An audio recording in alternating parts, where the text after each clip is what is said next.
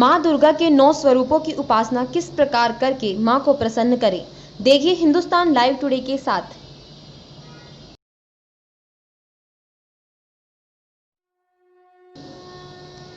भारत संस्कृतियों, परंपराओं व सभ्यताओं का देश है। हिंदू धर्म में उपासना और त्योहारों का अपना महत्व है।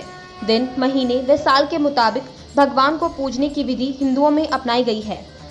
इन्हीं त्योहारों में से एक है शारदीय नवरात्र का त्योहार, जहां मां दुर्गा के अलग अलग 9 रूपों की पूजा लगातार 9 दिनों तक की जाती है। कोई इनकी उपासना के लिए 9 दिनों तक व्रत रहता है, तो कोई कन्या भोज करता है एवं आदि आदि चीजें करते हुए अपने जीवन में सुख शांति के लिए प्रार्थना करते हैं।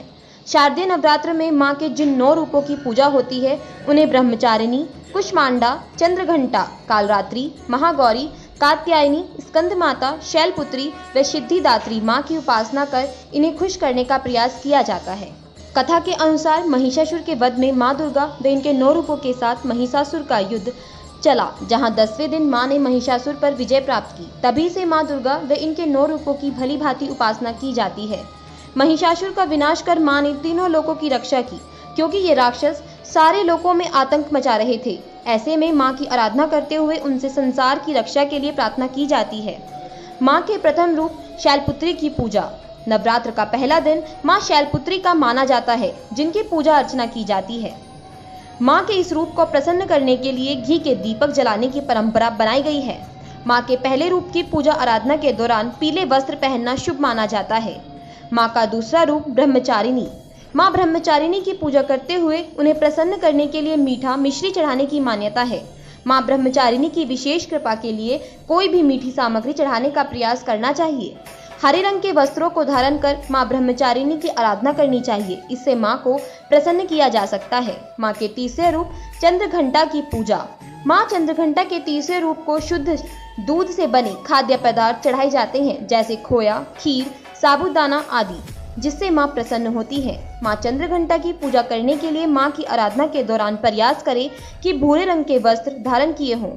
मां का चौथा रूप कुष्मांडा। आपने मालपुआ का नाम तो सुना होगा, क्योंकि मां के चौथे रूप कुष्मांडा को मालपुआ पसंद है, इसलिए इन्हें प्रसन्न करने के लिए ऐसा करना चाहिए। मां को संतरी रंग बेहद प्यारा होता है, इसलिए मां कुष्मांडा की अर्चना के दौरान मालपुआ चढ़ाना चाहिए। 5वें रूप स्कंद माता की पूजा। केले का फल तो वैसे भी सभी पूजा पाठ में जरूर शामिल रहता है, लेकिन स्कंद माता की पूजा अर्चना के दौरान केले का फल अति आवश्यक रूप से चढ़ाना चाहिए। सफेद रंग माता स्कंद माता को बहुत अधिक भाता है, इसलिए सफेद पोशाक धारण कर सभी भक्तजनों को इनकी पूजा करनी चाहिए। छठा रूप मां कात्यायनी। मां कात्यायनी को लाल रंग से बेहद लगाव होता है, इसलिए इनकी आराधना करते समय लाल रंग के वस्त्र धारण करने के प्रयास करें। मां कात्यायनी की पूजा करने के लिए शहद जरूर चढ़ाना चाहिए। माना जाता है कि इससे मां कात्यायनी प्रसन्न होती हैं। 7वां रूप मां कालरात्रि। मां कालरात्रि को खुश करने के लिए नीले रंग के वस्त्र धारण करते हुए गुड़ जैसे प्रसाद चढ़ाने चाहिए, जैसे मां प्रसन्न होती हैं। मां के 8वें रूप महागौरी की पूजा। इसी दिन कन्या भोज संपन्न कराए जाने की परंपरा भी है, यानी कन्या भोज व महागौरी की पूजा अर्चना के दौरान नारियल चढ़ाना चाहिए, या तो नारियल से बने कोई अन्य खाद्य पदार्थ चढ़ाने चाहिए। इस दिन गुलाबी रंग के कपड़े पहनने चाहिए। माता के 9वें व आखिरी रूप सिद्धिदात्री की पूजा।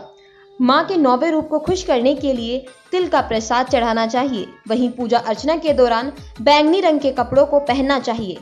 हिंदुस्तान लाइव टुडे की विशेष रिपोर्ट।